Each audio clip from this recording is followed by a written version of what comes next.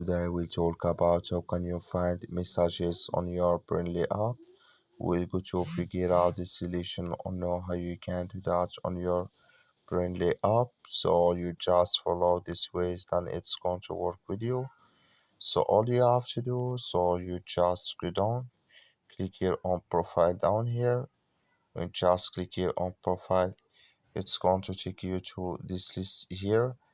So then all you have to do, so you just click here on messages here. Then here you will find all messages you have. So like you see here, I have no messages, but if you have any of your messages, can you find it here in this list?